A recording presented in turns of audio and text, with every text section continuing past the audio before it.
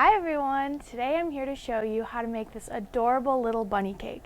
It is actually made of two 6-inch round cakes, 3 inches high. I'm going to show you how to stack them and decorate them. He is so cute, so easy, and he'll be the perfect centerpiece for any Easter day.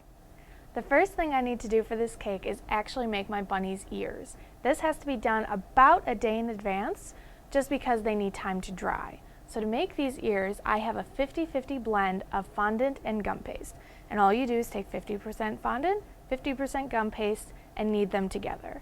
I like to do this for things that need a little more stability, like his ears, because our fondant is a little softer, which of course is great for covering cakes, but when you need a little more stability, I like to combine the two.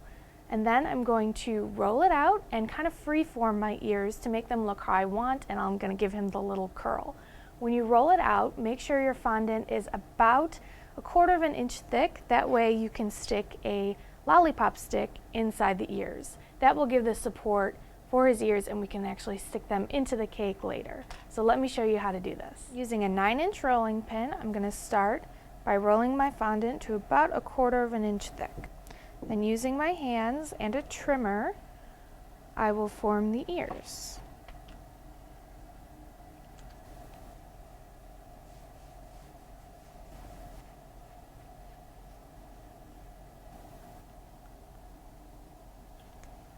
One bunny ear I'm going to keep straight like this, and the other one I'm going to carefully curl my fondant gum paste mixture and create a little flopped over ear. The last thing I need to do is carefully pick up my ear and place a lollipop stick behind it and gently press it into my fondant gum paste mixture. If you'd like, you can even add a little more to the back of the ear for more security. I'm going to let these dry for about 24 hours or until they are completely hard.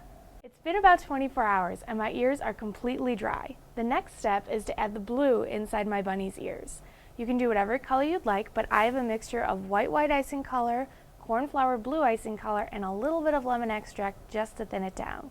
Using a food-safe paintbrush, I'm going to get all in my ears and make sure to paint them blue, and then I'm going to let them dry.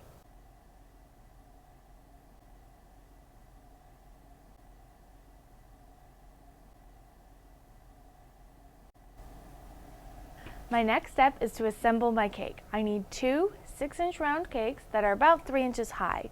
This one I cut the crown off, which brought it to about 2.5 inches high, and then for this one I kept the crown on but cut about 1/2 inch off the bottom.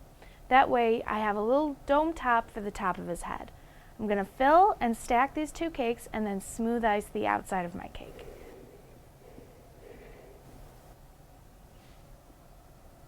You want to make sure to line up your cakes so they're nice and even. And then I'm going to start icing the outside.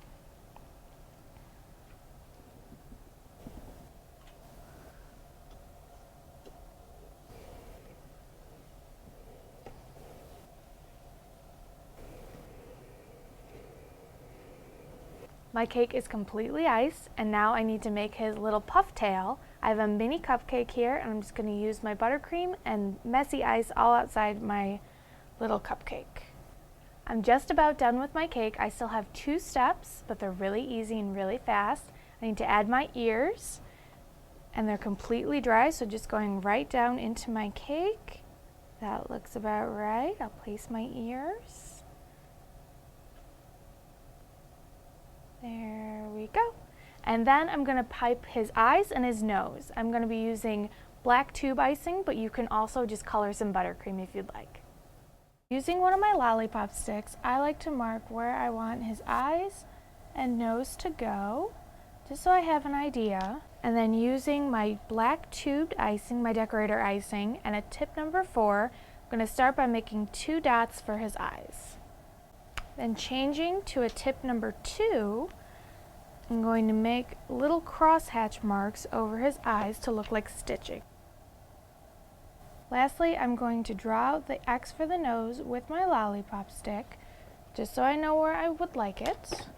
And again, doing the same kind of crosshatch stitch look that I did on the eyes, I will make his nose.